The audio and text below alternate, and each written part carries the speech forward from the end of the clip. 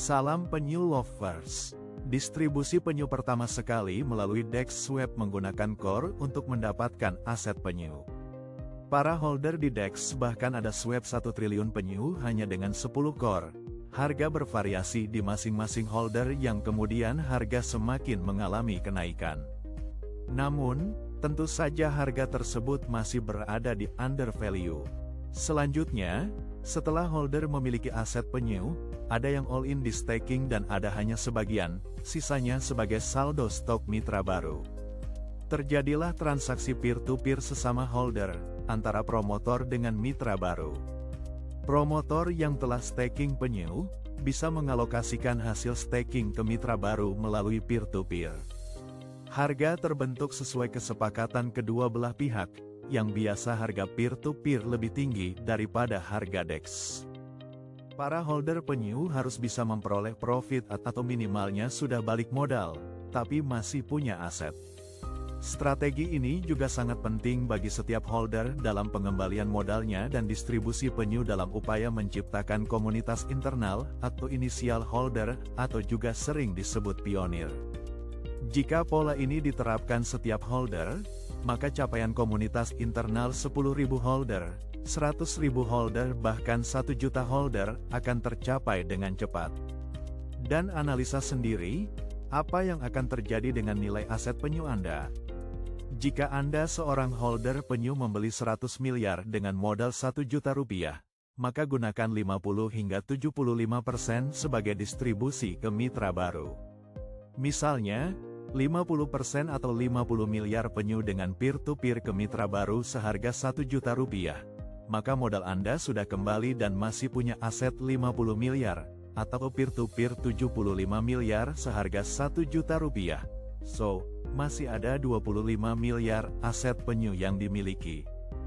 Transaksi yang terdistribusi melalui peer-to-peer merupakan persepsi yang membentuk harga hingga mencapai ATH tertinggi.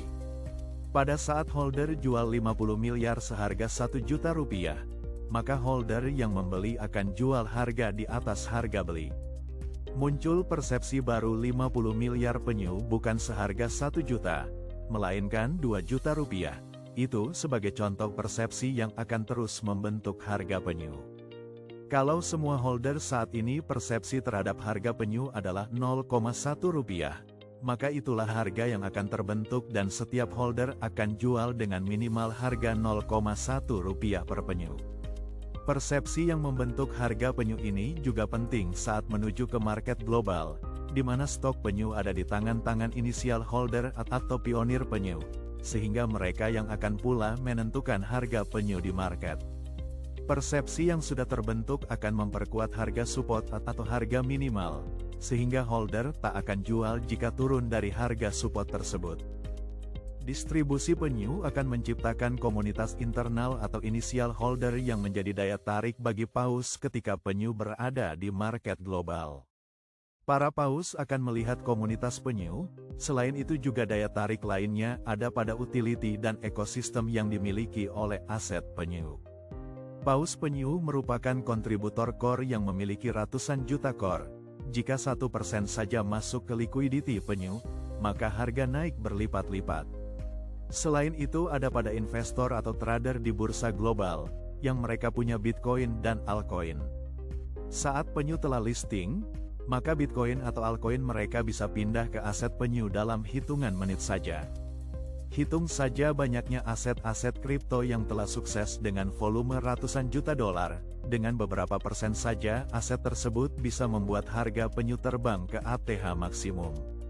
Sedangkan untuk harga penyu, tentu saja ada di tangan para pionir atau inisial holder. Oleh sebab itu, sebagai pionir penyu sudah pahamkah Anda, bahwa penyu bukan sekedar memberikan keuntungan, melainkan bisa menjadi jalan naik level finansial bagi yang telah simpan di harga sampah atau under value. Salam